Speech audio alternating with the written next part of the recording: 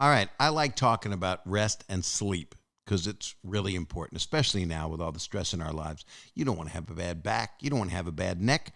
So throw some bedding on a bunch of different mattresses, and sure, they all look alike. The same goes for pillows. But peel away the layers and look what's inside, and you'll see they are not all created equal. And that's what makes every Purple pillow and mattress unlike anything you've ever slept on. The Purple Grid sets the Purple mattress apart from every other mattress. It's a patented comfort technology that instantly adapts to your body's natural shape and sleep style. With over 1,800 open-air channels designed to neutralize body heat, Purple provides a cooling effect other mattresses can't replicate. And this cutting-edge technology doesn't stop with the mattresses. Oh no, every Purple pillow is engineered with the Grid for total head and neck support and absolute airflow, so you're always on the cool side of the pillow. Purple's proprietary technology has been innovating comfort for over 15 years, and every Purple product ships free and is delivered right to your door. If you're not completely satisfied, you can return your product for a full refund. Purple is so confident in what they do, every product comes with a risk-free trial. And Purple has financing available as low as 0% APR for qualified customers. Monthly payments are easy on your budget, and there's no hidden fees. Experience the Purple Grid, and you'll sleep like never before. Go to purple.com/Bob10. That's purple.com/Bob10, same as 10, but it's numbers, and use promo code Bob10. For a limited time, you'll get 10% off any order of $200 or more. That's purple.com/Bob10. That's 10, Bob10. Promo code Bob10 for 10% off any order of $200 or more. Terms apply. Thanks.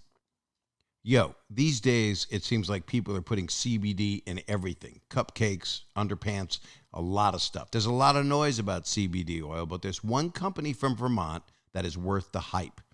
I'm telling you, Sunsoil makes many, many products. There are great things from it for many, many people. So if you haven't tried it, you really should. If you like it, if you're with it, if you dig it. USDA Organic Sunsoil makes CBD oil that is USDA certified organic. CBD is made from hemp plants. Hello. So how the hemp is grown really matters. Sunsoil farms their hemp in Vermont, and they never use pesticides, herbicides, or GMOs. Simple ingredients in this stuff. I try to be mindful about what I'm putting in my body. That's why I love Sunsoil, because it's made from simple ingredients that I can pronounce. Many of their products contain coconut oil and hemp. That's it. It's almost like a beverage on vacation. It's a mocktail, if you will.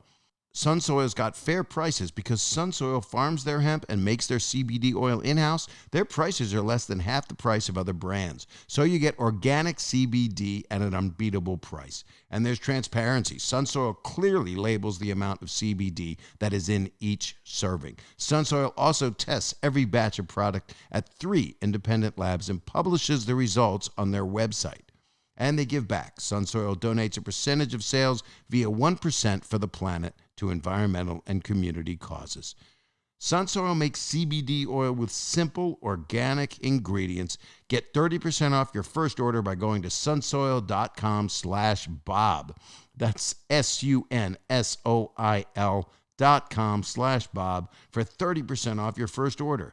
Sunsoil.com/Bob. Hey, Bob Saget. Bob Saget's here for you. That's the name of the podcast. And we've changed the branding. I don't know if you noticed, but my picture's in black and white now instead of color. That's huge, huge difference. It's really changed the podcast. Thanks for being here again. I got Colin Quinn as my guest today. And he has a special that I just watched on HBO Max that is just great. It's called Summer of 2020, a drive-in comedy special. And it's wonderful. It has a lot of comedians that I love and some I don't know. And it's a real fun, good feeling special because you kind of feel what it's like to do stand-up during a pandemic and what it's like backstage and to have a bunch of people in their cars laughing. I'm going to be doing a gig soon where I'll be doing it December 12th in Irvine, I think at the Spectrum Center and some big drive-in there. And I'm going to use the cutaways from his special in case they're not laughing. And he has a book. Colin Quinn has a book called Overstated, a coast-to-coast roast of 50 states. And he also has a special on Netflix that I just watched today, Red State, Blue State. If you haven't seen it, it's a must, especially for what we're all going through right now with the way the world is in disarray. Disarray is a dancer I used to know. Anyway, do what you do with this podcast. You rate, review, and subscribe to this podcast. And then I said, one time I was just getting started. I had Bill Burr on, and I said, well, how does this work? And I said, I tell people the podcast is free. He said, they're all free, Bob. All of them are free. Then you want advertisers, but you want to do this for a long time. He's been doing it for 12, 14 years. And this is my 60th something, 67th, something like that. I don't know what number I'm on, but can't wait till 69. But that has nothing to do with my podcast. Hey, so that's it. That's all I got to tell you. You guys enjoy this because I'm letting him in right now. Hear me hit this button. Here comes Colin Quinn.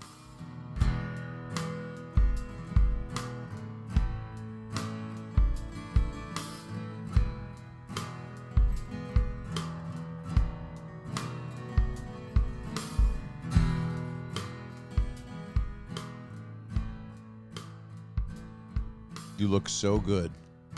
Bob, let me tell you, you're very, very lucky. I know. Until this, I've done how many of these? I've never had that backlight on with this look. You're a glow. And the red shirt only accentuates it, you know. Yeah, you actually, your favorite special that I loved was Red Shirt, Yellow Lamp. Thank you. I don't look like I have high blood pressure in this. I feel like I have almost a devilish look. Well, it's good. Your blood pressure's good, right? Well, you know. I mean, you're a vegan. Yes, I am. I've been, how are you? You've been doing tons of press for your new special? Bob, I'm fantastic. Have you never been happier, right? Yes. Oh my God, everything's aligned. All the stuff you were worried about, all the stuff you've been talking about for 40 years is fine now. Wait a minute. Rodney Dangerfield, but who's next to him? That's not you. It's Red Fox. Oh. That is a picture taken by a guy named Paul Mobley. He took the damn picture, and it's just amazing. It's just two of them just hanging. It's a good picture. Yeah. There were no drugs were used between them, I'm sure. When we were young, you'd look at a picture like that and we'd be like, oh, those old guys are so out of shape. Now I'm like, hey, they're not in bad shape either. I know. I get really excited when I'm watching TV and I go, oh, he's got some girth around his stomach. Yes. Oh, thank God. My eyes just go, I'm 64. I go right to the belt. And it's not because I'm looking for dudes. It's because I'm feeling better about my own gut. Yeah. But just the fact you said that, now I know you are looking for dudes. Because I would say, my eye goes right for his gut, and I wouldn't even think to say that. Yeah. So here's a quick question. Could you stand up real quick? No, don't do it. Don't do it. I turned this into just a chat line for dudes. That's what I... Well, that's a good idea. I'm in. So, hell, I watched your special last night, and you've got the longest titles of specials that I've ever seen in my life. It really felt good to watch it. I've been wanted to do stand-up really bad, and I did Dave Chappelle's summer camp, but it wasn't like doing a run of shows. And then I'm watching HBO Max, which I actually love because HBO Go doesn't function anymore on my TV. It just stopped. Yes. Right? But it goes around the world, which is what's so great about it. And it's called Summer of 20... It's Universal, but it's HBO Max, and it's Summer 2020, a drive-in comedy special. Had this been, and I loved it. It made me feel like I was part of it again, kind of. So, have you been doing a bunch of drive-ins? Did you do a bunch leading up to it? No, I didn't. I didn't perform for 6 months before it. You know, right? No shows because I was working on other stuff, and because I just didn't have the heart. You know, if I was like 25, I'd be like, I'm going to put on a show for 2 people in an alley. But like, at a certain point, you're like, okay, If that was the end, fine, whatever, you know. Well, also, if it's two people in an alley, you know, somebody's getting money and somebody's getting a little brown bag of some kind. Well, it's like your thing about the eye contact, you know, Rodney and Red Fox. Yeah, their friendship was based on funny people, incredibly funny. Two closeted homosexuals, which a lot of people don't know. I think, I would guess. But if you could be non-closeted in a closet. You could not in those days. Well, all right. That would be a David Copperfield trick, I believe. So now you're home. Have you been? This must have been driving you ape shit, like it has me. Well, yeah. I mean, of course it. I mean, it didn't affect me as much as I thought in a certain way because I'm like a half a shut in when I'm not doing comedy. Same. Unless I'm doing comedy, I like excuses to stay home. Right. But the actual stand-up part, yeah, it bugs you because you just feel like it's such a part of our lives to do it, you know. And the thing was so wonderful to see. I mean, to see Rich Voss, it's just hilarious. I mean, you guys, just watching you guys backstage dishing each other. Yeah. The Rich Voss thing was a mistake in retrospect, but yes, the idea of people, yeah, I get it. Why do you say in retrospect? You mean dishing him? No, having him around, having him in my life. I never felt that way about him. I always liked him. Maybe he was just so nice, and I was buying into that. No, he's not nice. And but yeah, no, I mean, I've known Rich a long time, man. Yeah, same. So funny. The master of the counterpunch. People attack Voss, kill him, to where the audience almost feels sorry for him when we're doing radio. And then he starts hitting back, and he's so mean and so truthful that everybody just, you know. That's when I started to love him. Yeah, because I'm the same way. You throw one. I look like this guy that, you know, that'll sell you a vacuum cleaner or check your prostate, you know, or vacuum your prostate. But, you know, you can tell when you're setting it on stunt. You have stuff you want to say. You could mess with the audience all you want, but you've always been so prolific. I've always admired that about you. Yeah, thanks. Yeah, no, I write a lot. I write a lot of stand-up, you know. I do. It's my only. It's sadly my only hobby. Well, there's probably other stuff, but you don't want to talk about it. Yeah, I mean Hobby Lobby stuff, but you know, you can talk about that. They're very politically incorrect, but you know. Yeah, I mean, my hobby used to be asphyxiation, but then I got married, and I figured why hold on to that, you know? Yeah, why have the dog now hold on to that for that matter? So your impetus for this was you could have done another hour special by yourself if you wanted. What was the reason you chose this route? Well, I just talked to them about it because, I mean, I didn't know an hour special was on the table. Well, they'd all be sitting home right now, cooling their heels. But I just thought it'd be fun to, like, you know, I love when the comedians get together. You know how it is. It's always just so annoying if you're not a comedian, but fun to watch because everybody's so funny.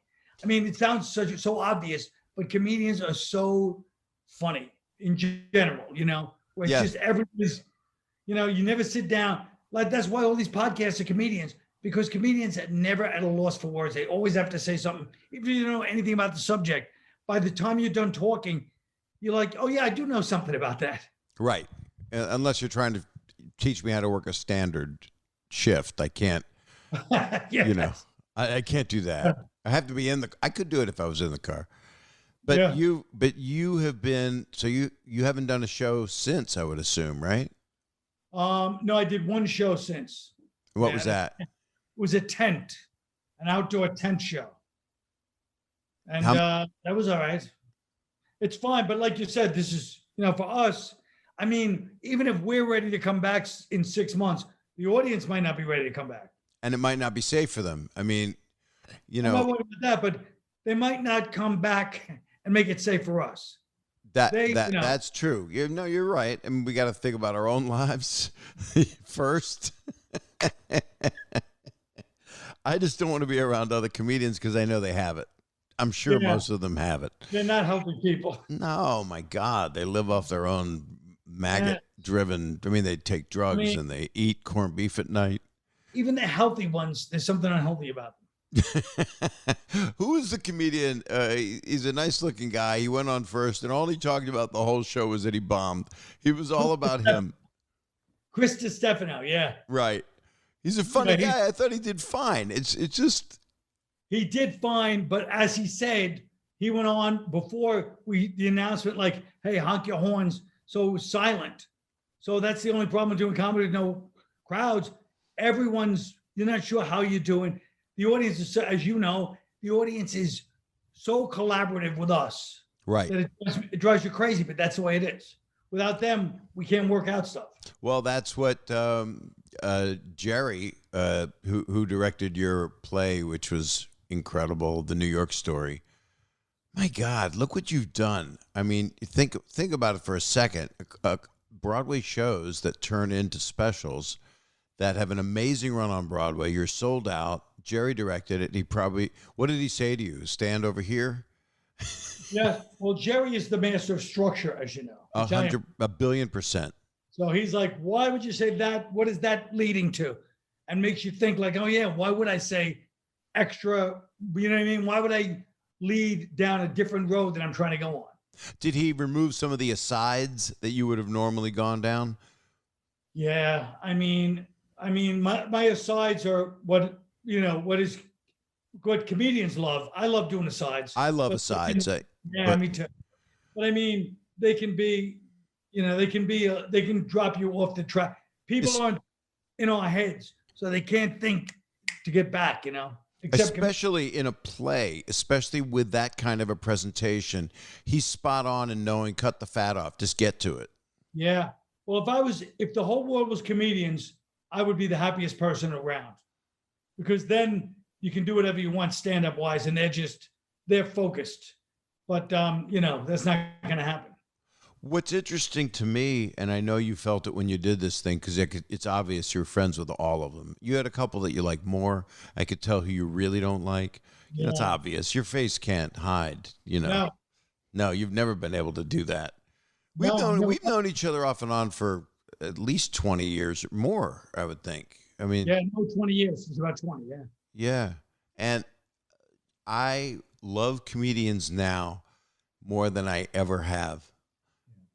And when I went and did that summer camp with Chappelle, Louis C.K. was there, and Chris Tucker and Chris Spencer and Michelle Wolf and Darnell, and it just felt good. And everybody got tested. Okay, breathe in my, snot in my mouth. I don't care.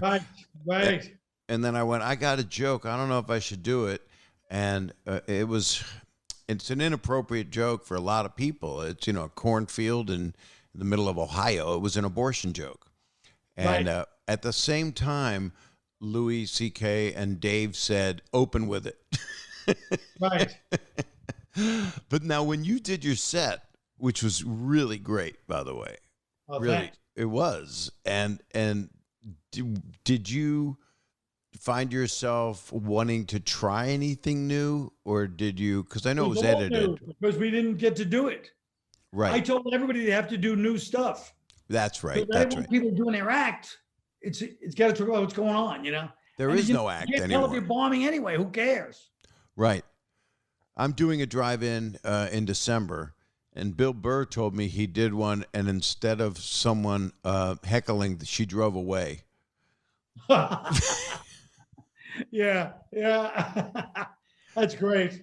Now, this thing for HBO Max, that was literally just one out of love, and they said, would you like to do one?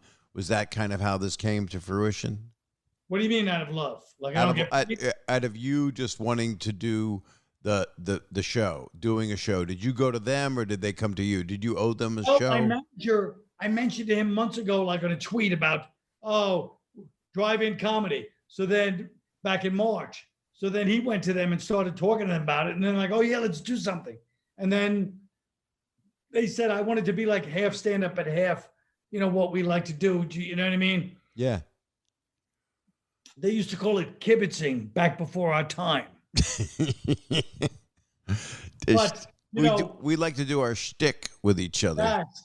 And so I wanted to do that. I love comedians, off stage as much as on stage. There's something connected about us off and on stage. And so I like to make sure that connection is always there, if I can.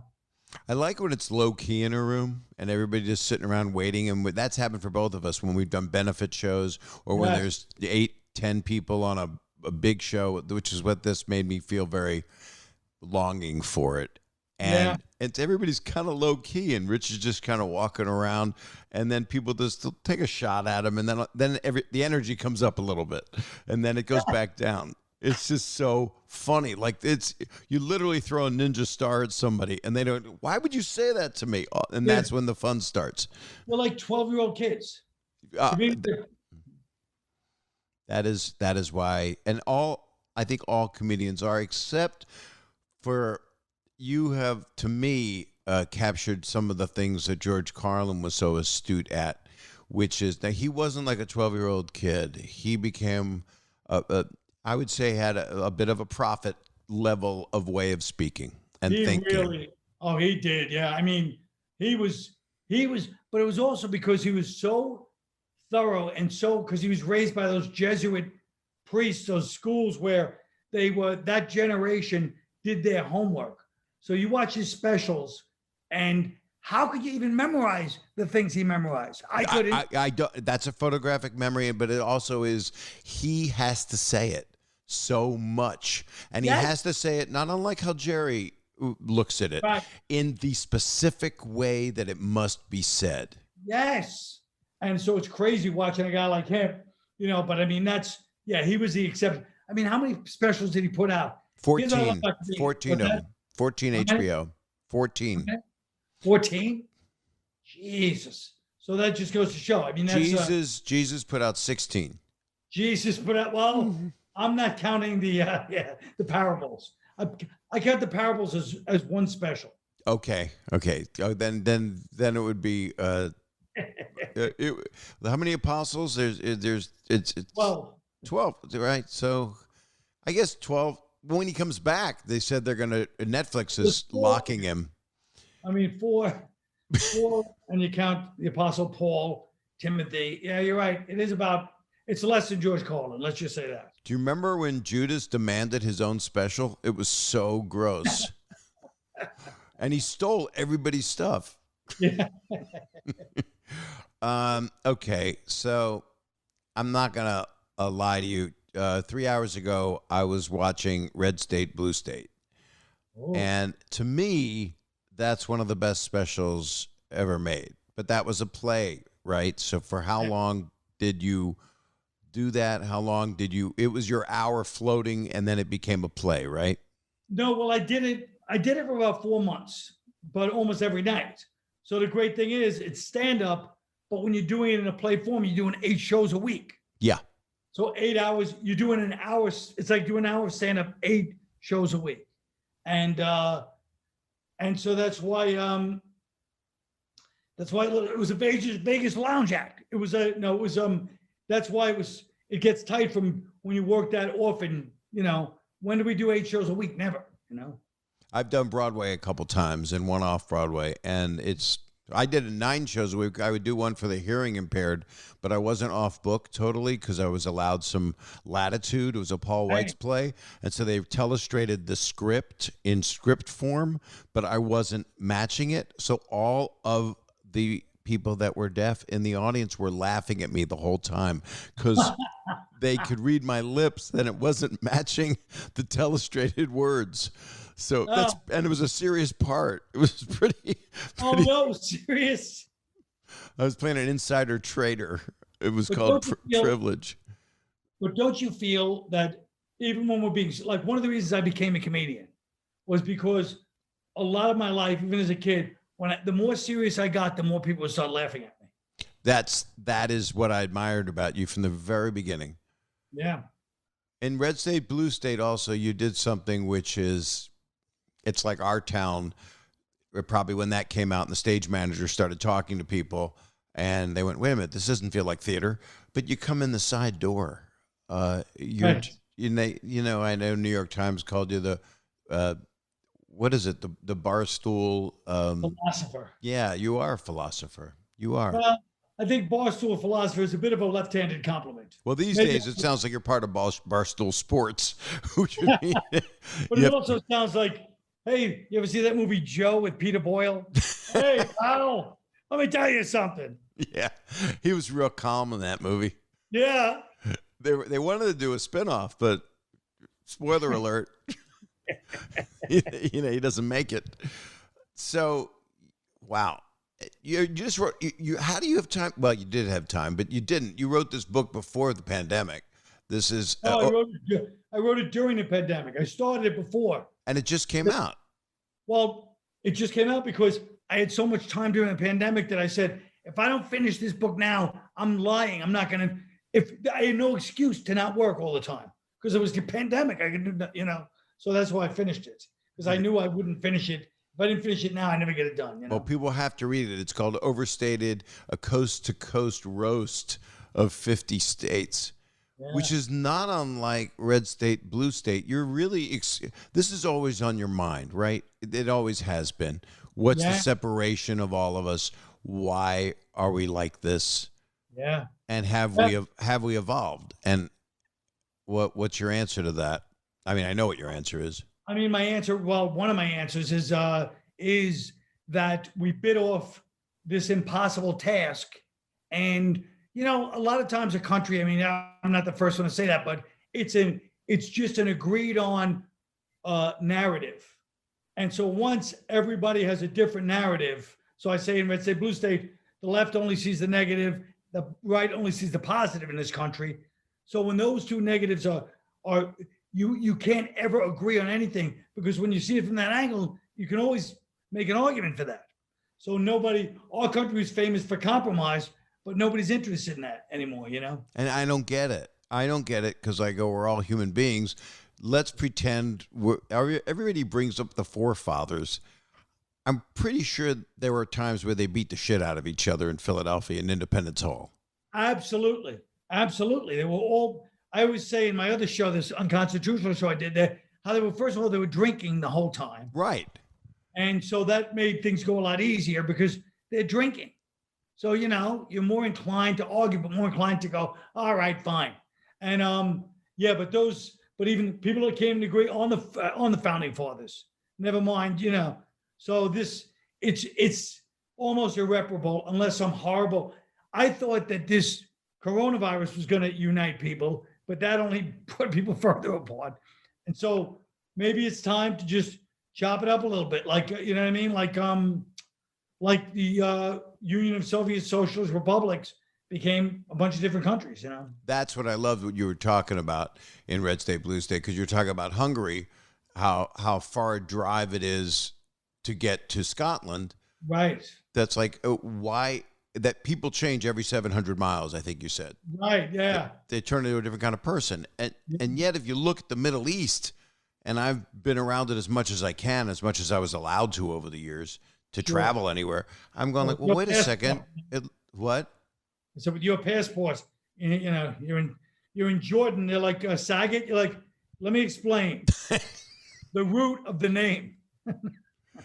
The root of the name they would send me away. I would never come home. It was like Zagat or Zogat or something. Yeah. Ancestry.com wrote back and said, we can't help you.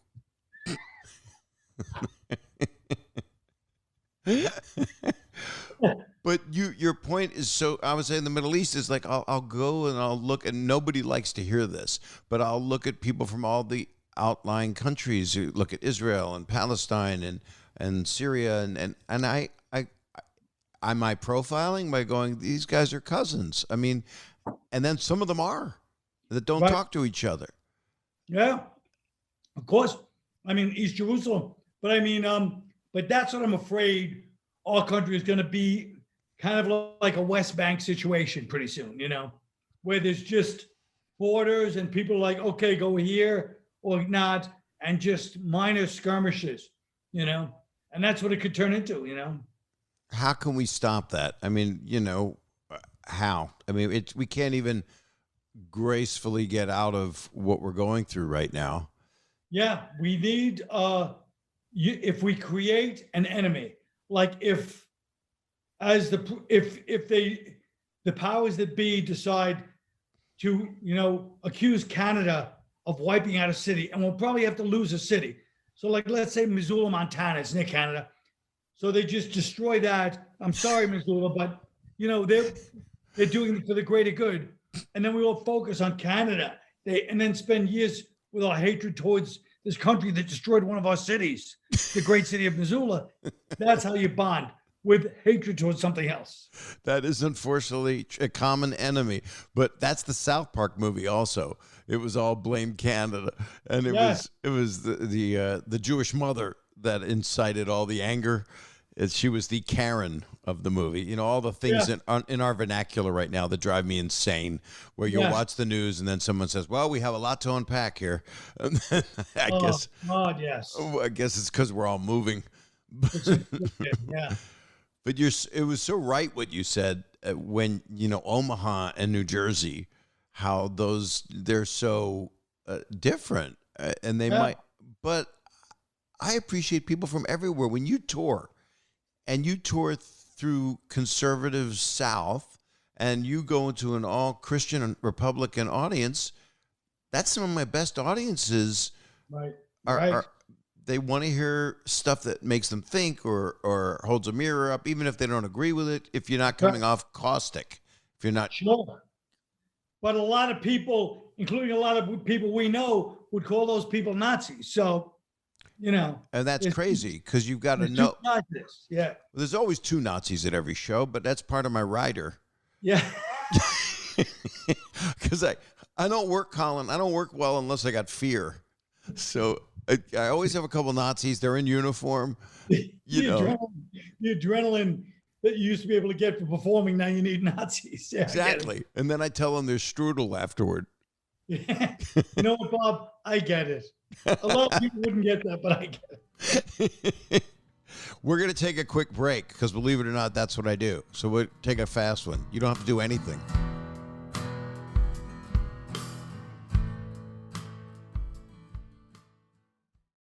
All right. I like talking about rest and sleep because it's really important, especially now with all the stress in our lives. You don't want to have a bad back. You don't want to have a bad neck. So throw some bedding on a bunch of different mattresses, and sure, they all look alike. The same goes for pillows. But peel away the layers and look what's inside, and you'll see they are not all created equal. And that's what makes every Purple pillow and mattress unlike anything you've ever slept on. The Purple Grid sets the Purple mattress apart from every other mattress. It's a patented comfort technology that instantly adapts to your body's natural shape and sleep style. With over 1,800 open-air channels designed to neutralize body heat, Purple provides a cooling effect other mattresses can't replicate.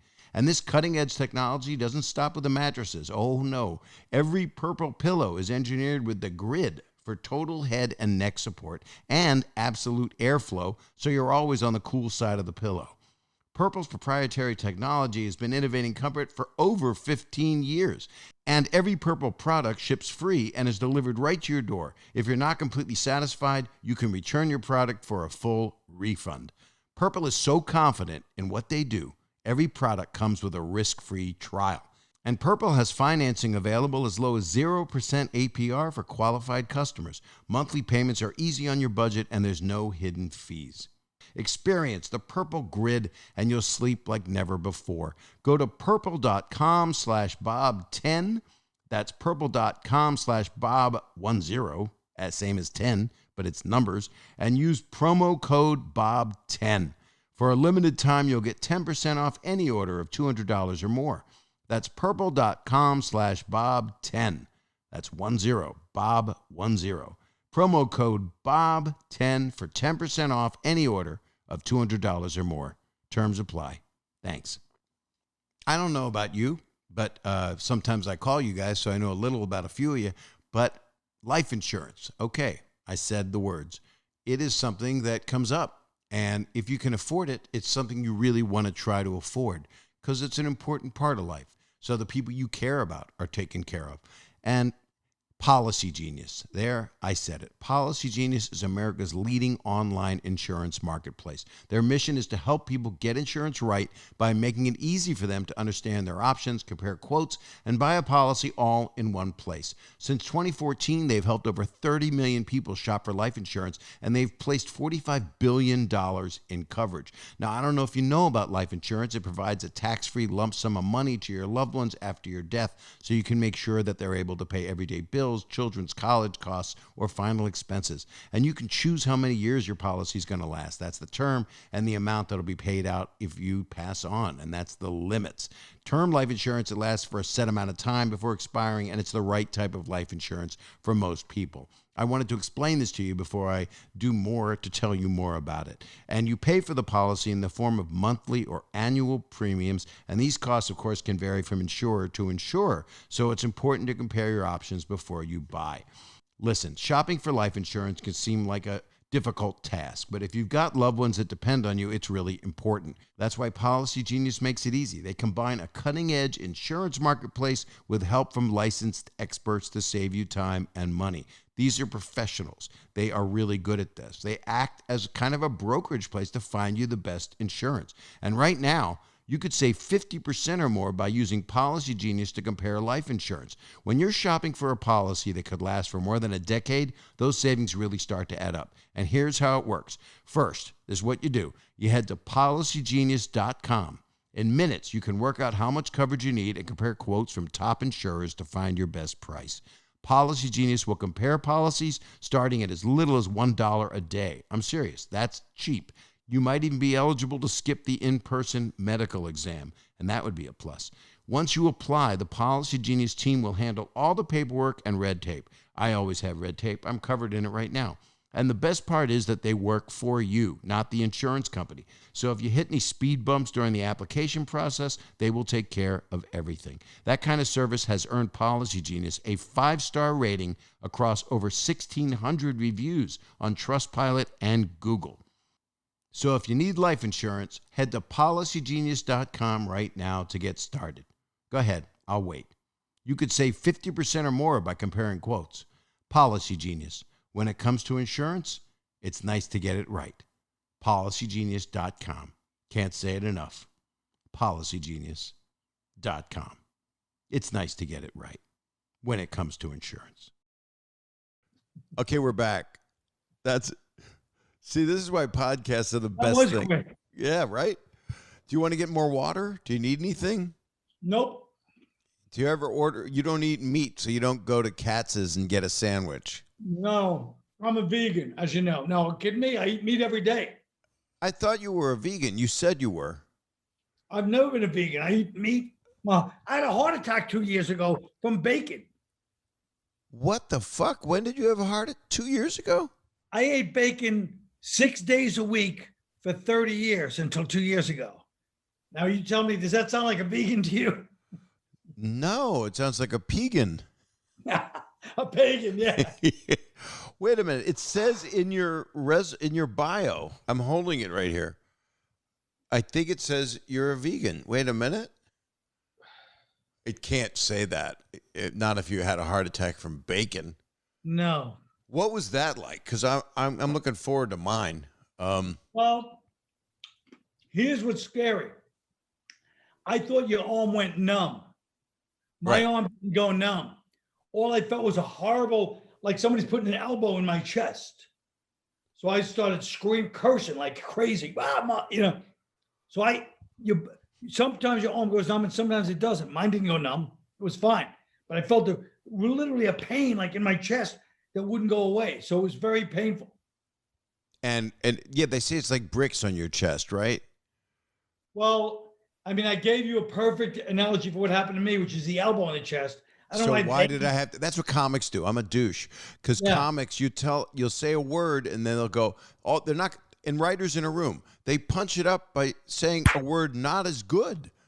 Yeah. You know? Bricks doesn't work for me. So the bricks, no, they weren't bricks, Bob. It was an elbow. I told you what it was. Because an elbow's sharper. Bricks is like general chest pressure. Would it be like taking two 20-pound weights and putting it on your chest? Or how many duffel bags No, that's the problem. They spread out. Mine is pointed. What I'm trying to say is, I mean, I guess you could take a barbell and say pressing that against your chest, but it's got to be, it was a very focused area by the heart. So it was a specific part of your heart. So it wasn't the whole heart. It was like the bottom of it or something.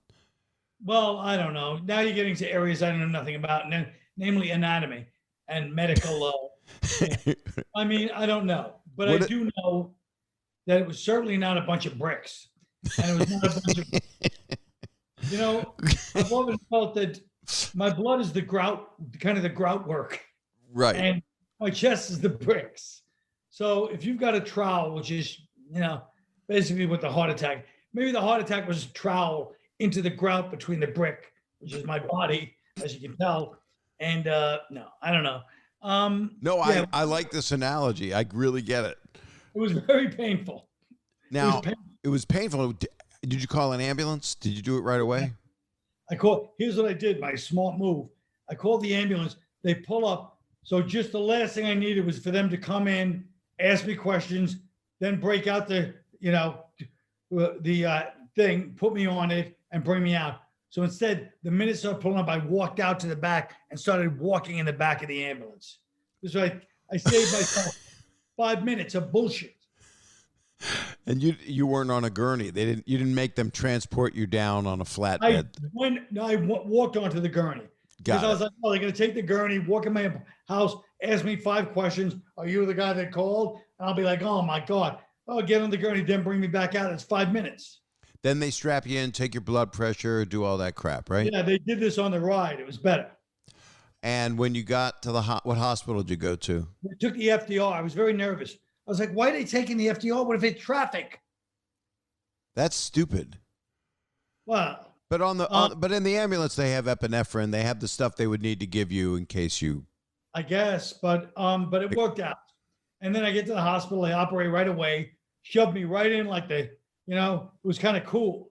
They brought me in the entrance, with the ambulance entrance, right onto the the loading dock basically, and then right into the operating. But it was freezing cold, man. Nothing worse than a cold. You're free. They take all your clothes off. It's freezing. It was February. I'm freezing and they're operating.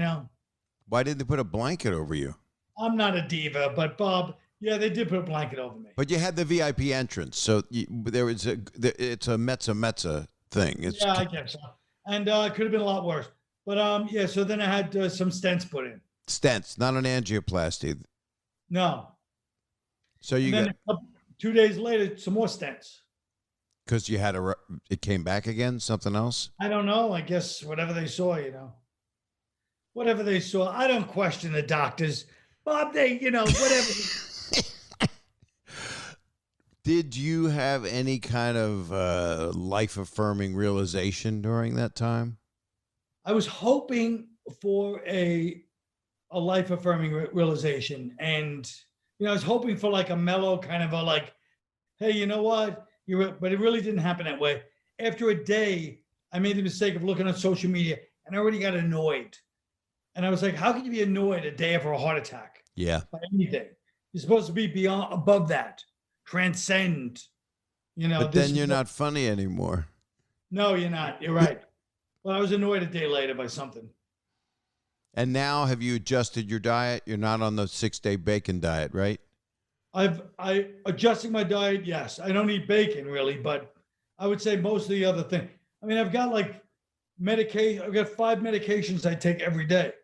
So why should I have to adjust my diet and take medication? Why be unhappy if you've got the blood thinner, right? It's basically spitting in the face of scientific advancement. If I take all these blood thinners and go, oh, I better eat healthy too. That doesn't make sense. So you're kind of combining the theories of both parties here. You're believing in science and medicine, and yet no one's going to take your human rights from your meat that you want. Exactly. Yes. So well put. Your body is actually bringing the country together. In many ways, it is. It's tearing me apart and bringing us together. Now, what is the main theme of your book? Because forgive me for not having read it, but it just came out. The thing, I analyze each state. Like, why did this state end up with the personality that they have? So I look at their history and then the experience. We've both been to probably every state. I've been to 47, except for the Dakotas and Wyoming. I haven't been to. Right. So I've been to all 50, really. And so I try to analyze why that state got the personality and what they should do if we break up. I kind of just meditation on the 50 states and on our country's personalities according to each state and according to their area of the country. Do you actually think the United States could break up? Sure. I mean, Texas can secede anytime it wants. Texas, California, they're ready to go. Both of them are ready to go. And I mean, we put it this way, we can't go on the way we're going and expect things to just magically get different. Right.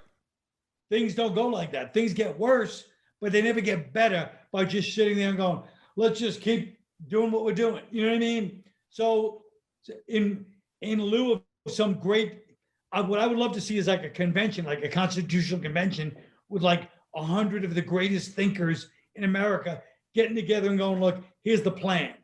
But until somebody comes up with an idea to how to execute that, we're just going to keep dwindling. It's going to just keep deteriorating. And then horrible things will happen and people throw their hands up and go, we got to get together, and just be tweeting at each other. We got to unify. And you know what I mean?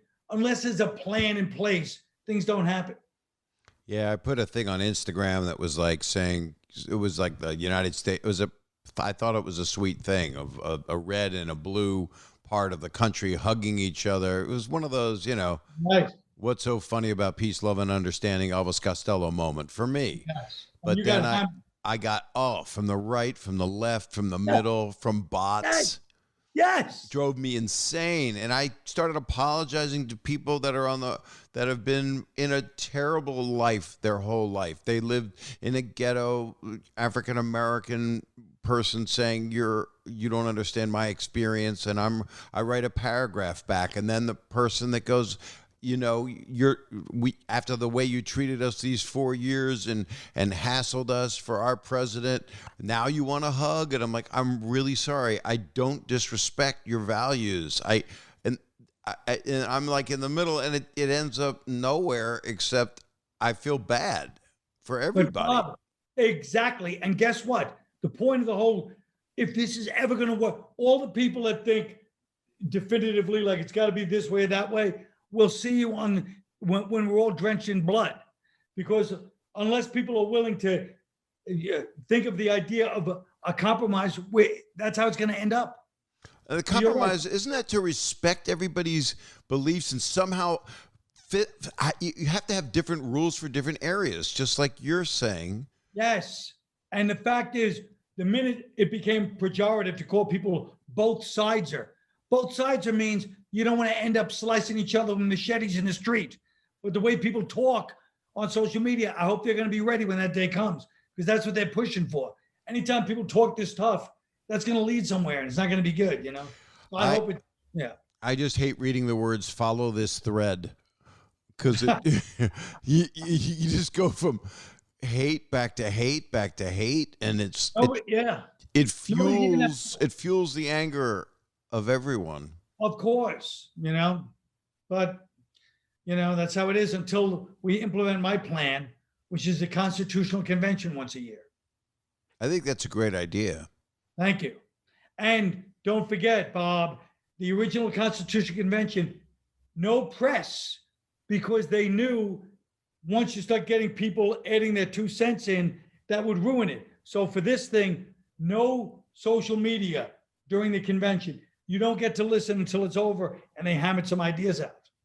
How nuts would that drive the public? It would be very cool. They could zip tie the phones like Chris Rock or Dave Chappelle. Yes. And then they have to actually listen to each other and write stuff down. They're allowed to have a pen. Yes. And what about doing all the governors of every state? Does that help? Or does that turn into Tower of Babel? No, no governors, because governors have their own agenda, which is their people, which is one of the flaws, but they're supposed to have their own agenda is their people.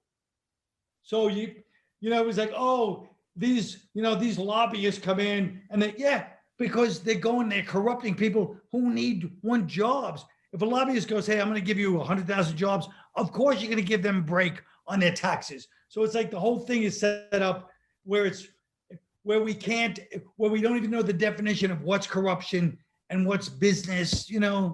These things all need to be figured out. Yeah, because no one, if you're on a side, no one wants to hear that their side is corrupt. But it's impossible for them to even communicate without being corrupt. How are politicians not corrupt or hiding something? And how are most people not corrupt? Exactly. So this is why it sounds like you're ready for my new group. It's the radical center, the radical moderates. And what we're going to do is we're going to let people, because people think moderate, they think it's like a kind of term like, no. Our first move is a blood-drenched, like kind of a pogrom, excuse the term, against the left and the right, just to let them know we can get ugly too. Then we sit down at the negotiating table and talk. So it's a liberal centrist? It's a centrist, radical moderates we are. And it's kind of a centrist, but we're not above getting a little violent when we have to either. Right. Or else everyone's going to go, oh, look at these milk toasts. Not that people use that expression anymore, but No, there's all the good expressions are gone. Milk toast was a really good one. Yeah. It just means soggy toast. It's, Casper milk toast, they used to call them. But who would put toast in milk? People did, I guess, right? In the old days, milk was the only, even my grandmother, she'd use the same tea bag for like 5 cups of tea. Can you not say the words tea bag and grandmother in the same sentence? I mean, that's just my sense of humor. I remember when I was teabagging my grandmother. See, that's where you lose the audience. But then some people go, oh, no, tell me more, Bob, because their family's messed up. Yeah. Yeah. What about a Coliseum show where you have the liberal centrist in the middle, kind of protected, like Mad Max, kind of like like Thunderdome, and then you release the far left and the far right? That's the kind of thing you're talking about? Just let them go at it and get it out of their system? Well, yeah. Well, that's not really, I really do like that idea, believe it or not, because sometimes you do need a catharsis. And so I think that would be good. But I just want them to know that ultimately people don't think of people that compromise. They don't think of them as capable of horrendous acts of genocidal behavior. And until we rebrand what it means to be a centrist, what it means to be a moderate, people are going to be attracted to the left and right, like, oh, they're really extreme. Oh, the courage of their convictions. And then you'll be like, let's compromise, guys. Well, guess what? Once you're saying that let's compromise, guys, and your hands are like Lady Macbeth covered in blood, people are going to be like, I'm attracted to that. Because people are attracted to that violence and sexuality. There's a lot of complex issues going on in people's mind. Well, especially now. I mean, this is a crock pot that boiled over this year. I mean, we've had everything happen where everybody's trapped in their place, and then everybody wanted to get business back, so they went, take off the mask, I don't care about it, and then maybe don't even think the virus is real. That's an extremist that doesn't think that. That's crazy. And then other people that take advantage of the extreme left that go and loot and riot, and that is all the defense the right needs, and justifiably. Anybody that does that shouldn't be allowed to do that, should be arrested. Exactly. And then people think that that's all the left is socialist and rioters. Sure. And then everyone thinks the right are just people that are uneducated and Nazis. Right. I just don't understand. But I guess it's because I don't know. I was raised by loving parents. Your parents, did you have both of them? Sure. Well, they were divorced, but I had both of them, yeah. Were you close with both of them? In different ways, yeah. I mean, I was more of a mama's boy, really, according to every relationship I've ever been in. So you were a milquetoast? I was a kind of a Casper milquetoast in many ways. I don't like to admit it. Did you ever wrestle with your dad where he put just the pointy part of his elbow in your chest? While your mom was feeding you bacon the day before when you were at her place? It just sounds so wrong the way you said it. I know. I'm sorry. But So- yeah, go ahead. My favorite moment of this conversation so far is me asking you. So it's like was it like a bag of bricks? You had already said what it was. That was my least favorite part of this conversation I know. because I liked it because I'm such an idiot. it's infuriating. How did you get so smart? Did you go to college, or did you just read a lot and listen a I lot? went to college, but I was kind of a screw up. Yeah, I really didn't appreciate it. If I could do it, of course, everybody says that, but Right. I mean, the wasted hours when I would even sit in high school and sit there listening to something and not hearing it is really, I guess we could say that about any part of life, but in school particularly, is sitting there like an idiot, not even listening. Just my head was anywhere, and I'm like, what a waste! I was there anyway. And I did that too. I'm so. So later on, I started to read a lot. But I mean, plus doing comedy, I really had time to read because here was my trick. I'd get on a plane, and this is before I had people had iPads, you know. So you're on a plane, you can't put on the TV or movies. So let's say, sorry, there's a delay, 45 minutes, people are going crazy in their seats. I have a book. I could read the whole time. And most people, myself included, I would when I was really touring hard, I would sleep on a plane because I was a bit of a mess. But I would write a lot. I ended up writing a lot, but I didn't read as much. I still am not as, I admire that. I mean, I had a course in college, and it was Old and New Testament. That's all I had to do that semester. Read those two pretty Right. damn famous books. And pretty damn famous. I'm sure it make a lot of people happy. but that Old Testament's pretty goddamn good. But I dropped out to go to take a film course because Yes.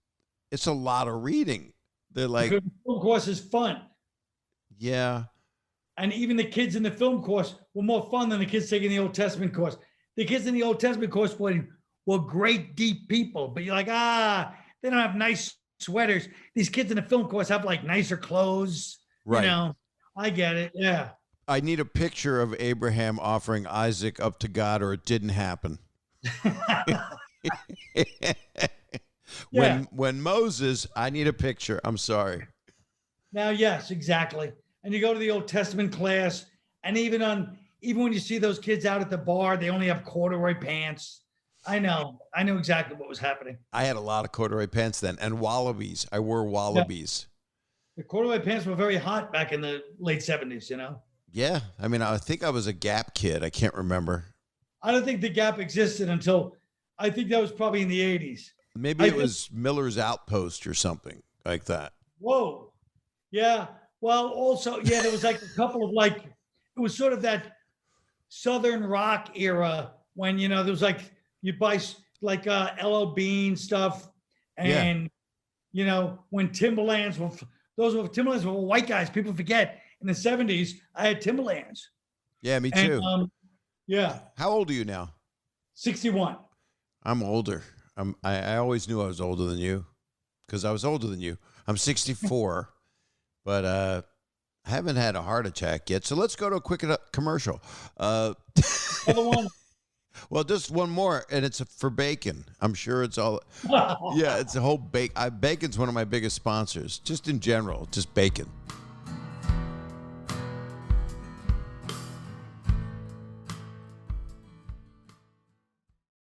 Yo, these days it seems like people are putting CBD in everything. Cupcakes, underpants, a lot of stuff. There's a lot of noise about CBD oil, but there's one company from Vermont that is worth the hype.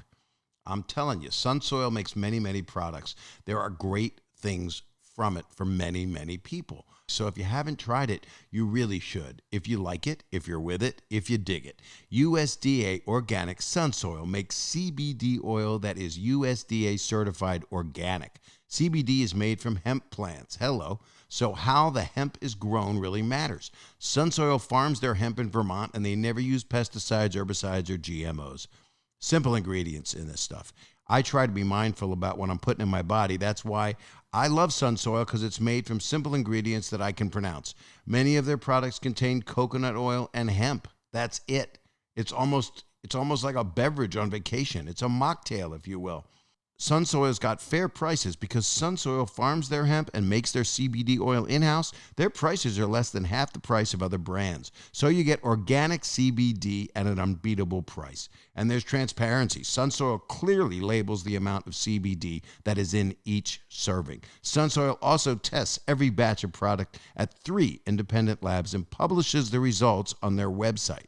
And they give back. Sun Soil donates a percentage of sales via 1% for the planet to environmental and community causes. Sun Soil makes CBD oil with simple, organic ingredients. Get 30% off your first order by going to sunsoil.com/Bob. That's sunsoil.com/Bob for 30% off your first order. sunsoil.com/Bob. All right, so here's one of my favorite sponsors for Bob Saget's Here For You. Who is the best in men's below-the-belt grooming? I'll tell you who. Manscaped. And they offer precision-engineered tools for your family's jewels. Here's the important part. It's holiday time. Jingle balls to the walls. Fellas, listen up. I said that.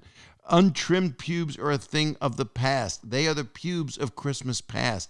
You know, you don't want to be haunted by pubes from the past. They come and visit you. They rattle the chains, but they're all made of giant pubes and that have been around so long they turn into metal and they rattle and they shake and rattle and roll. It's time to gear up and get yourself the gift of shaving this holiday season, and I am talking about the Manscaped Perfect Package 3.0. I've had hair problems down below. It was like a nanny goat. I one time closed a drawer in the bathroom. Next thing I knew, I couldn't walk away.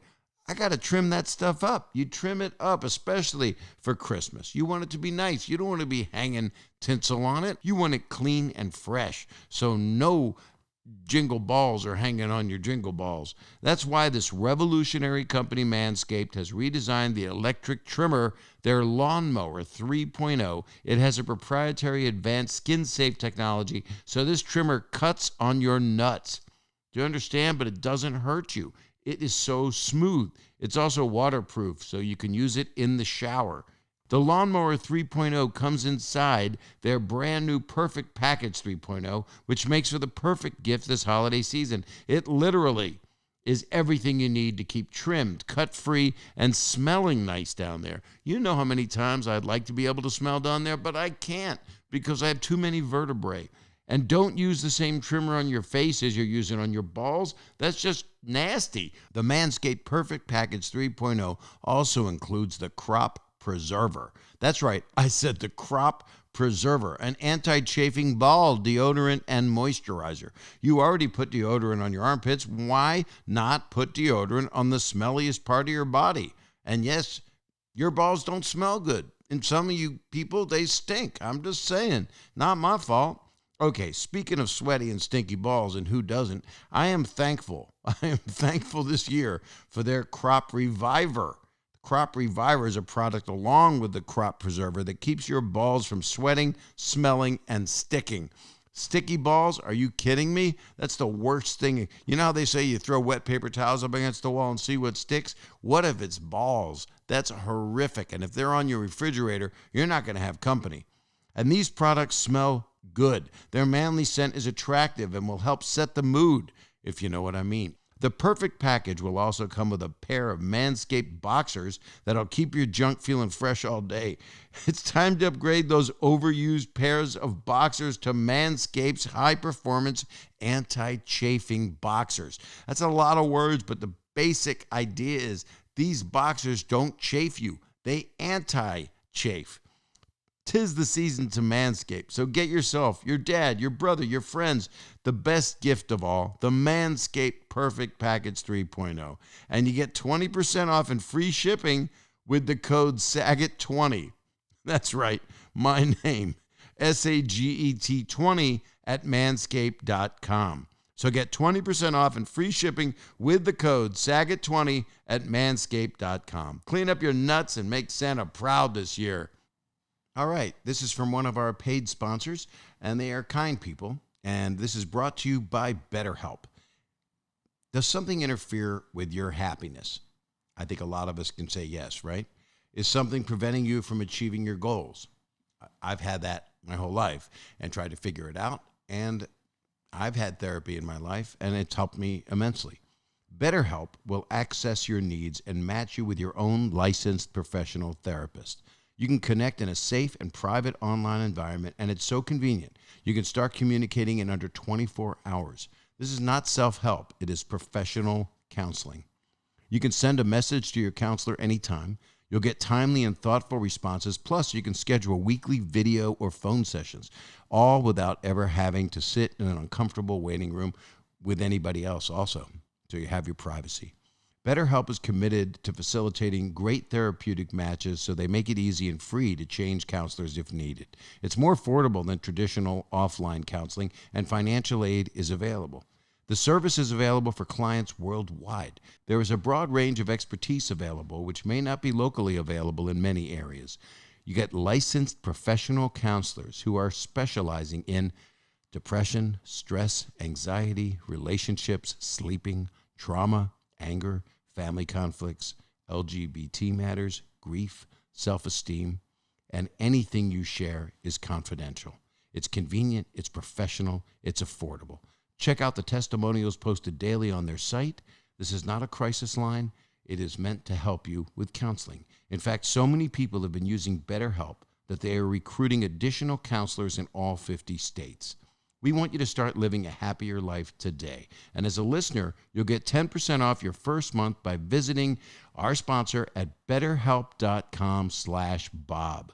Join over 1 million people who have taken charge of their mental health. Again, that's BetterHelp, BetterHelp.com/Bob. All right, so that was a good spot. It wasn't about bacon. No, it wasn't. But if you want me to bring some of my meds out, we could do a cross promotion. that would be fantastic. Bacon and what's the blood thinner? Well, I have a couple. My dad was on Coumadin. Oh no, I'm not on Coumadin. I'm on Metropopol, Clopidogrel. I don't know. Well, you know. Who names these things? I mean, They're all Latin words. I think they're like Latin. oh, okay. Don't you think? Yeah. Now, are your heart's in good shape? I don't have to worry about you now, right? You're My God. Yes, I've got a heart like a lion. So it's oversized and it makes you want to eat young. It makes you want to sleep in the middle of the grass for 20 hours a day. Now, here's a question that an interviewer would ask, but I just want to know this honestly. And so I don't do interviews. Obviously, it's pretty, I think you figured that out.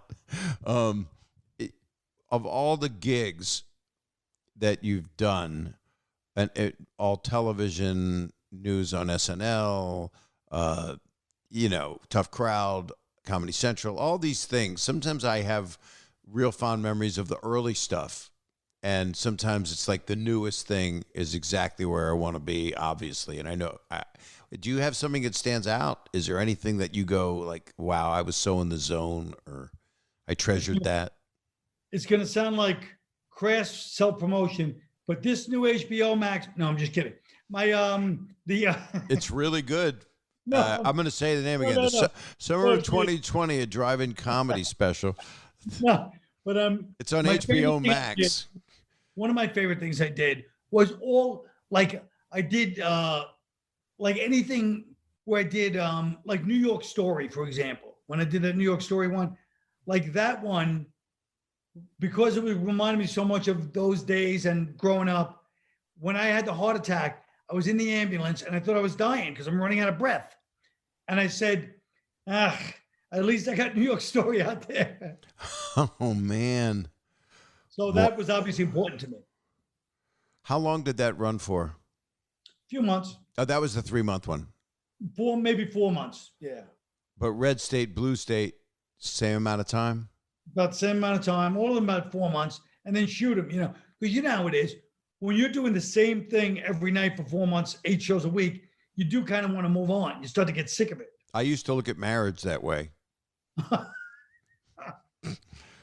8, 9 shows with the same person. Oh, 7 days a week. Oh, my God. My grandmother. Do you have somebody special in your life? Well, my wife. Now, see, it said nowhere. I looked up everything. It doesn't.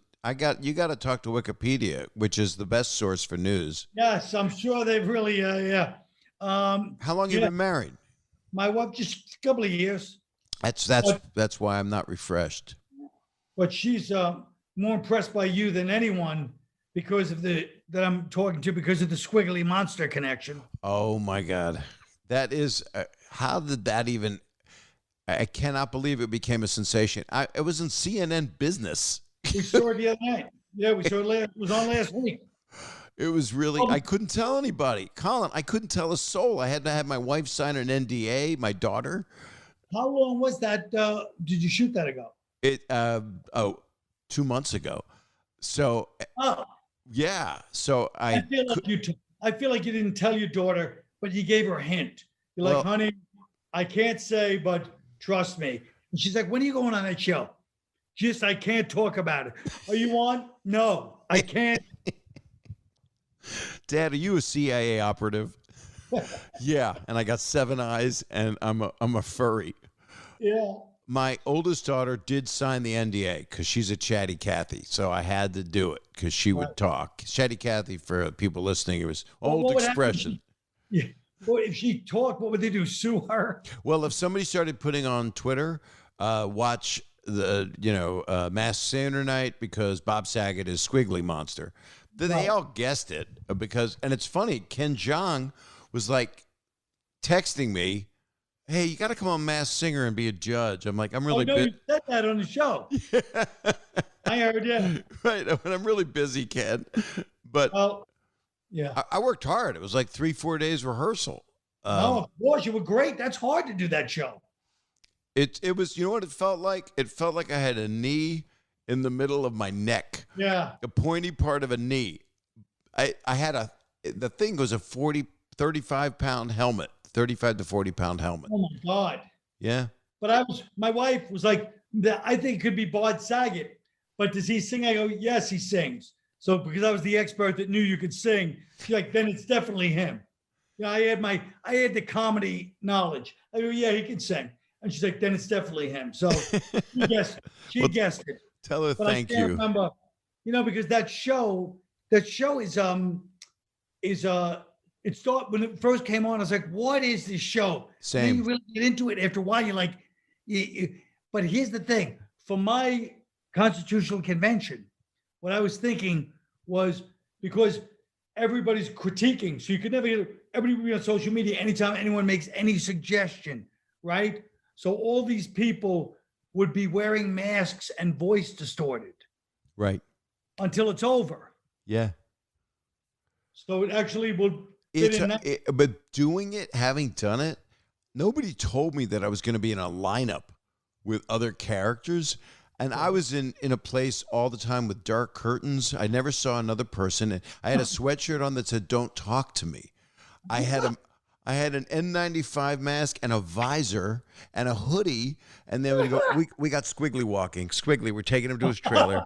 Squiggly's coming to choreography. I'm working with choreographers. What am I doing? I'm trying to kick my left foot. Nice. And then I'm working with a vocal coach because the neck band is pushing on my larynx. So I can't sing. I can't breathe. It was They took the thing off. I'm bright red. Yeah, it seems like a hard costume. Well, all the costumes. This one was harder. And then I'm standing in line and I look next to me and I see a jellyfish and a broccoli and I'm like, it looked like I'm on acid. It literally, I'd been in darkness, and then all of a sudden I'm in a lineup like the Star Wars bar, Yeah. But there's something hip about the show because of Ken and because of Robin Thicke. Yeah. And the ladies, they're funny. Nicole's and cool. How long does it take to get into makeup and costume? I had no makeup at all. To get into the costume in the beginning, it would take like 45 minutes. But then it took longer because they had to keep adjusting it. As we got it down, because every time I wore it, it was like, I really can't sing. And they would go, oh, we'll put more foam there so that I could sing, but I couldn't breathe. And it was never. Huh? You're amazing. It was, it's just hilarious. And then I watched it. My wife was like, oh, Squiggly. She started calling me Squiggly around the house. Yeah, that's not good. That ain't good. Would you do that show? I don't know. Maybe. What if they just gave you bacon all the time? Maybe I could be bacon. Please welcome. Whoa. Bacon. I'm going to send an email. And you'll have to do the thing. You'll have to do is the worm. You'll have to lay on the ground and do that bit that people used to do. You ever see those old acting class? That was the big joke. You have to be bacon. You know, they would always say that. Did you go to acting workshops? Yeah. And boy, I'll tell you the truth. I could not have picked up less until years in the rearview mirror. I did not have any idea because I just didn't understand what it meant, acting. I didn't understand I understood how hard it was. I didn't understand how simple it was to get out of your own way. Yeah.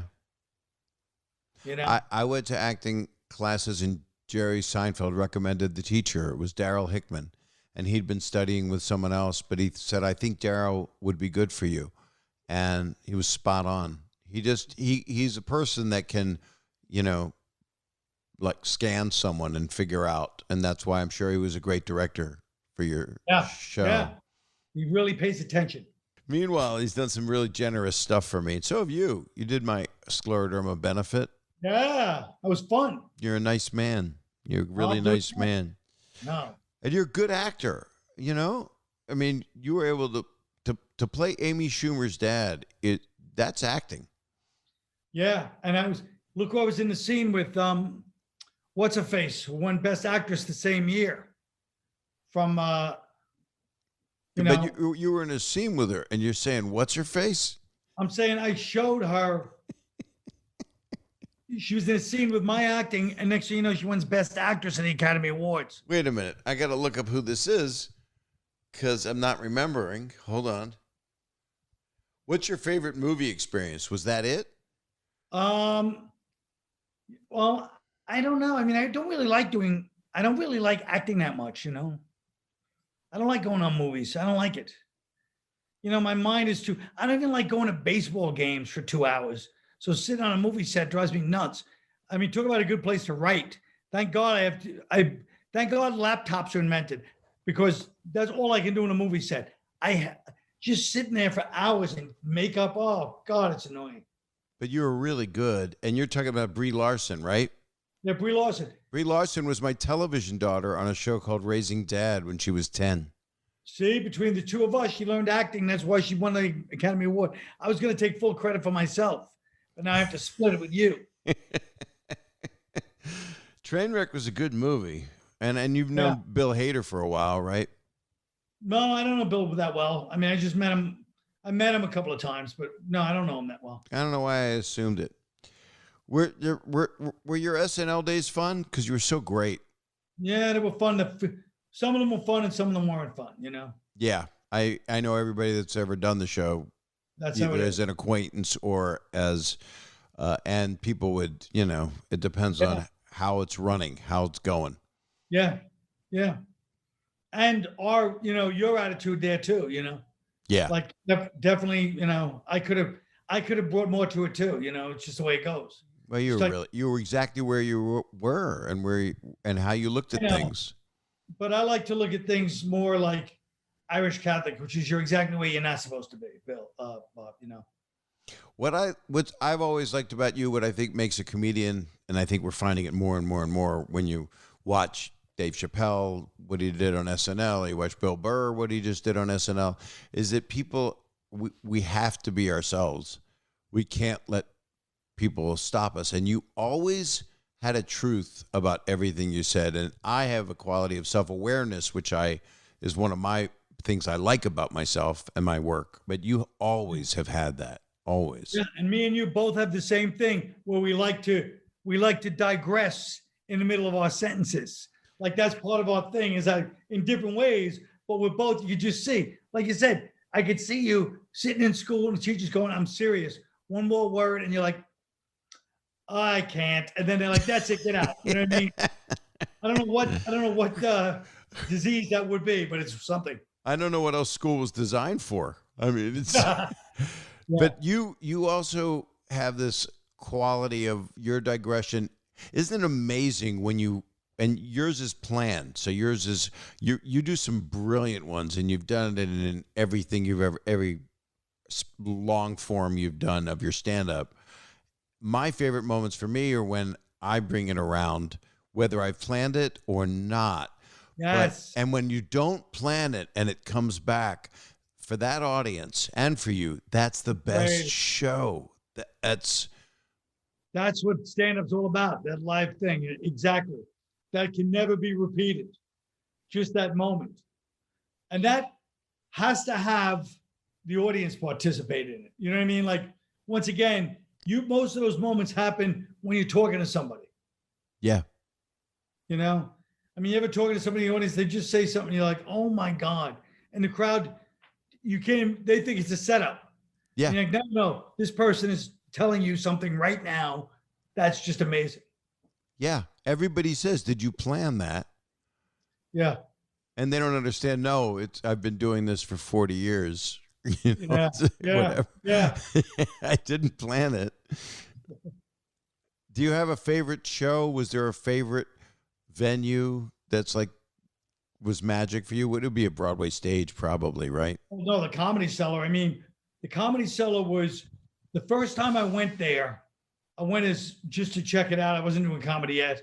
And I went with my friend, and we had these 2 dates. We were on a double date. And I walked downstairs, people were smoking. I was like, this is what my mind envisioned comedy would be like, Lenny Bruce. Yeah. And then my friend, Dom Herrera, was on stage, you know? Yep. And my friend, Dom Herrera, took a sip. He had cranberry juice.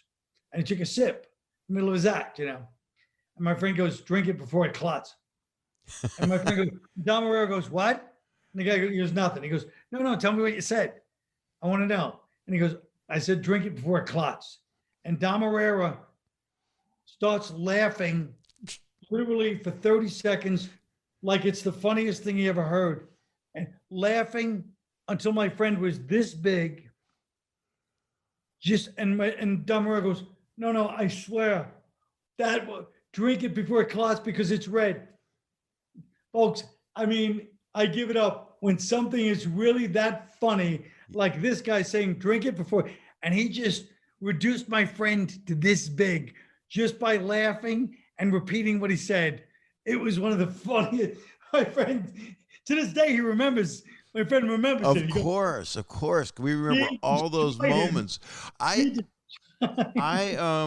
performed when I was like 22 in Ottawa at some place called Hiccups or Google's or I don't know. Yuck. One of them. And I'm on stage, and there's a young guy with kind of he's a white kid with a kind of a Epstein the Animal fro, which was from Welcome Back, Kotter. Sorry, I'm 104.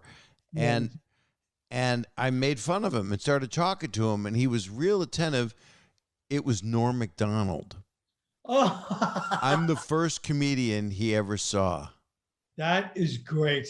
And then I ended up directing Dirty Work. Yes. Oh my God. It's amazing. And he was talking to me. He was very into it. And I was exchanging with the audience, and I would digress. And he was there for the whole ride, you know? That is so great. Isn't that weird? Oh my God. There is a love that Sarah Silverman has a party out here sometimes for a bunch of people when it's it's a Christmas party, I think, or is it her birthday? I don't remember. It's Well, her birthday is on Christmas, so it makes sense. There it is, and it's so fun because nobody's going to perform, but it's like everybody, you know, it's like all the people you want to see. Sure. They don't want to see me, but I'm excited to see them. Yeah. You're like, they can't help but be nice because you're like, hey. Hey, we got to talk after this. They're like, yeah, okay. And next thing you know, they're just not there. I don't get that part. Hey. Hey, can I have a selfie? That's what you don't do. Oh my God. It's like you want to have a conversation with someone. And then I went and saw Springsteen backstage after the Broadway show. Did you go and see that? I did. It was breathtaking, right? Amazing, yeah. And I got my 2 daughters and I got my wife, and they're different people. And we went we went downstairs just for a few minutes, and I had that selfie twitch where I wanted to do it. And then I realized, what are you doing? Don't even just talk. The man will talk to you. And that would have been bad if you had done it. Who's the most excited you've been with, who you've been around? What person has gotten you to the point where, holy shit? Well, I mean, besides this Zoom with me. Well, like, I mean, at Saturday Night Live, and I barely said 2 words, and Bill Murray and Neil Young separately, because of what they meant in that part of my life. You know what I mean? Yeah. So like, and anytime I had an audition for anything, I was never starstruck, but this will show you a certain age, talk about an age. I was wanting to read for some stupid movie or something, and Sidney Poitier was in there. Oh. So because when I was a kid, nobody was a bigger star than him. No. And for whatever reason, I sat there and you could tell he was kind of like, this guy's, not professional, because I was like, ha, ha, ha. I couldn't even read my lines, and I just finally laughed. It was so, but Sidney Poitier, what somebody of that age, when you're a kid, what they meant, it just hit me, and I couldn't do anything about it. You know what I mean? Everybody else, I'm kind of like, like even Bill Murray. It was, I love Bill Murray and Neil Young, but not like Sidney Poitier. I was like, I couldn't even do what I was trying to do, because it just brought back all these memories of when I was a really little kid, I met him also one time I was with Don Rickles at dinner. Did he mention my audition? He mentioned your new book, and but Rickles said stuff to him that I can't even say, and I cannot say it. And Sidney was laughing so hard because it was a thing. It was a connection. Yeah, it's Don Rickles. If Colin Rickles didn't say something to him, that would mean he didn't like him. Yeah, but what he said was probably not the best, I'm sure it was, Well, it was. Do you remember when Don was on Letterman with Denzel? Yes. Don couldn't believe. He said, I went on and Denzel wanted to stay. He'd done a couple segments and then wanted to stay to be there with me. Don was like a kid. He couldn't believe that Denzel, and if anybody hasn't seen it that's listening to this, they've got to look this up on YouTube.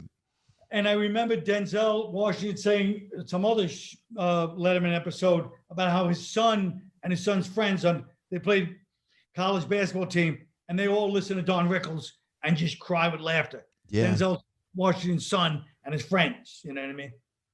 So, and Denzel was dying. He was laughing so hard. And it was 3 more segments with Don. And Don did all that stuff. Could you get my car? And nobody's funnier. Nobody's funnier than Don. But you can't do that now. It's a different, and nor should anybody else do it, because people cop that style. But it's Don. It was Don, because he came from an old generation, and he was all love, just all love. Sure. So, well, Colin, I can't thank you enough for being here and turning your lamp on. Thank you. I'm glad you got this. I mean, honestly, I'm not sure if it really does look as red as it looks to me. Is it that red? It looks good. I look like a ghost. I look pale. I don't know what's wrong. I mean, you look like you have color. I look like I'm dead. I mean, you're the one. Yeah, you do. You have a pinkness. We can't color correct it. It's Zoom. No, good point. But I do have a ghosty look. Maybe we'll tint this thing and we'll make you even more red, if you don't mind. Ooh, like that idea. All right. Yeah, and I want to say your stuff. So this is the thing that people have to watch. I just watched it. It's really fun, and it's loose, and it felt good to see the camaraderie, and everybody was good, and you took stuff out that I'm sure was terrible, but Rich Voss, I mean, he must have been horrible, but you kept in the gems. How about when he goes to the cars? Where are you from? Detroit? I thought that's pretty damn great. Yeah. Well, it's summer of 2020, a drive-in comedy special, and it's on HBO Max, which, you know how they named that? The head of HBO's kids named Max, and they just said, what channel do you want to call it? HBO Max? And they misunderstood the assistant, and they wrote down the whole thing. It was just supposed to be an HBO app. Nope, nothing true about that. And then the book, I liked it. It is overstated, a coast-to-coast roast of 50 states, and I can't wait to get out there and do it again. Are you going to be like me when it's safe? Or are you just going to go nuts and probably do a year straight without stopping?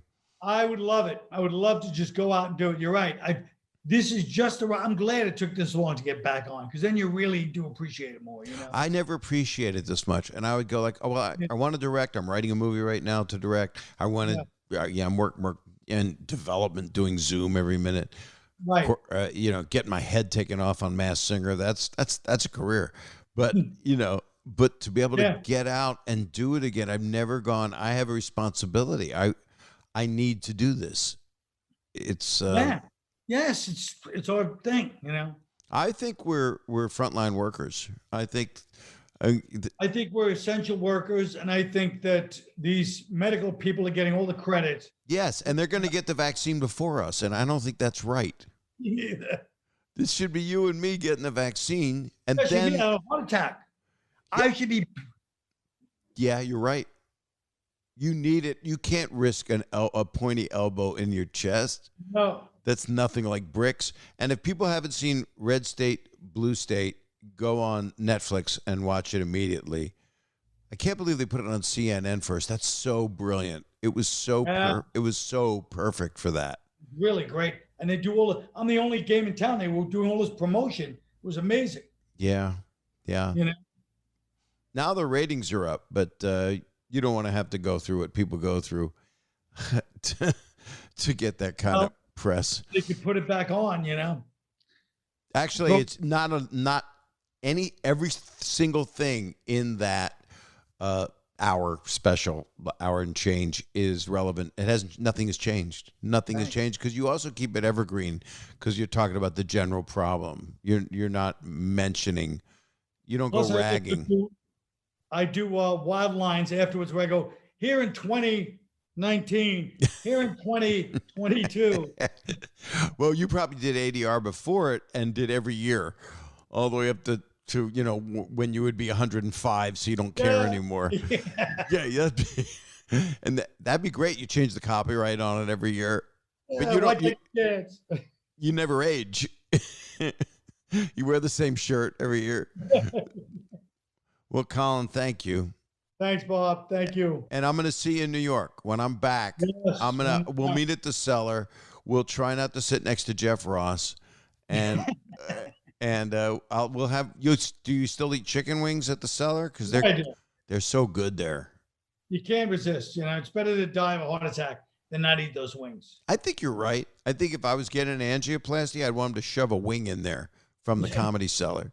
Yeah. And the deer hunter, before he led him to the suicide thing, where he was going mow mow mow. Yeah. So that was a fun movie. I saw it with the laugh track. The director's cut has a laugh track on it. God, that war ended well. Well, hopefully we won't go into a war, and we'll just keep it in the country. Yeah, I hope so. Civil war, please. Oh, God in heaven. Just stay well, man. And tell your wife thanks a lot for the props on Squiggly. Yeah. Yeah. Great. Oh yeah. Okay. Thanks. I'll see you, man. Take care. Bye. Bye. Colin Quinn. I love Colin Quinn. He is just a genuine, wonderful person. And if you look at this on YouTube, you'll see that lamp that he hasn't turned on for any other press.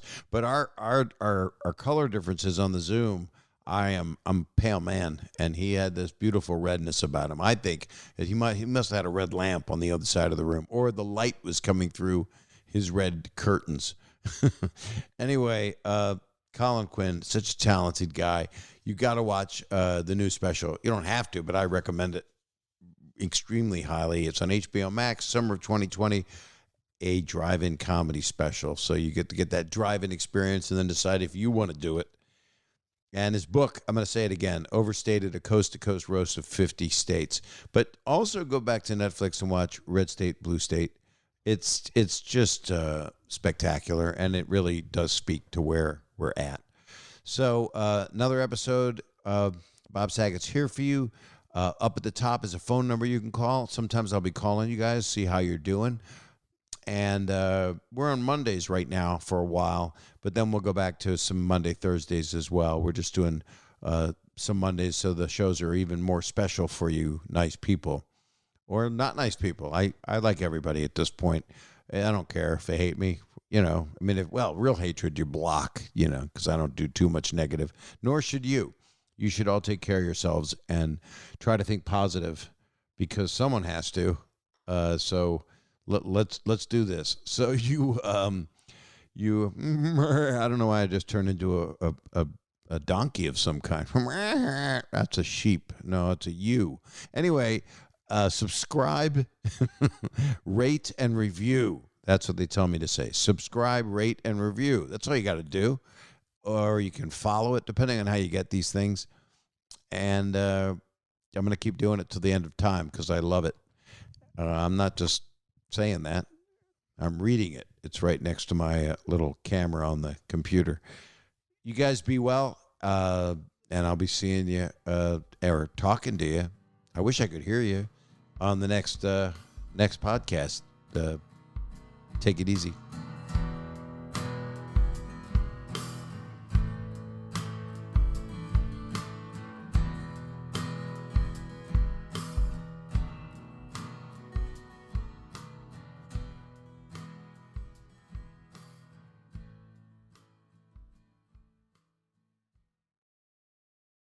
I don't know about you, but sometimes I call you guys, so I know a little about a few of you.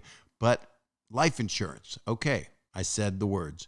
It is something that comes up. And if you can afford it, it's something you really want to try to afford because it's an important part of life. So the people you care about are taken care of. And Policy Genius. There, I said it. Policy Genius is America's leading online insurance marketplace. Their mission is to help people get insurance right by making it easy for them to understand their options, compare quotes, and buy a policy all in one place. Since 2014, they've helped over 30 million people shop for life insurance, and they've placed $45 billion in coverage. Now, I don't know if you know about life insurance. It provides a tax-free lump sum of money to your loved ones after your death, so you can make sure that they're able to pay everyday bills, children's college costs, or final expenses. And you can choose how many years your policy is going to last. That's the term and the amount that will be paid out if you pass on, and that's the limits. Term life insurance, it lasts for a set amount of time before expiring, and it's the right type of life insurance for most people. I wanted to explain this to you before I do more to tell you more about it. And you pay for the policy in the form of monthly or annual premiums, and these costs, of course, can vary from insurer to insurer, so it's important to compare your options before you buy. Listen, shopping for life insurance can seem like a difficult task, but if you've got loved ones that depend on you, it's really important. That's why Policy Genius makes it easy. They combine a cutting-edge insurance marketplace with help from licensed experts to save you time and money.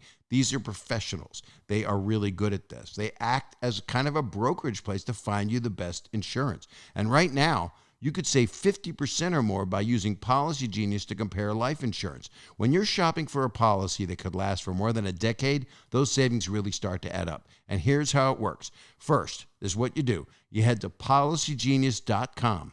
In minutes, you can work out how much coverage you need and compare quotes from top insurers to find your best price. Policy Genius will compare policies starting at as little as $1 a day. I'm serious. That's cheap. You might even be eligible to skip the in-person medical exam, and that would be a plus. Once you apply, the Policy Genius team will handle all the paperwork and red tape. I always have red tape. I'm covered in it right now. And the best part is that they work for you, not the insurance company. So if you hit any speed bumps during the application process, they will take care of everything. That kind of service has earned Policy Genius a 5-star rating across over 1,600 reviews on Trustpilot and Google. So if you need life insurance, head to policygenius.com right now to get started. Go ahead, I'll wait. You could save 50% or more by comparing quotes. Policy Genius. When it comes to insurance, it's nice to get it right.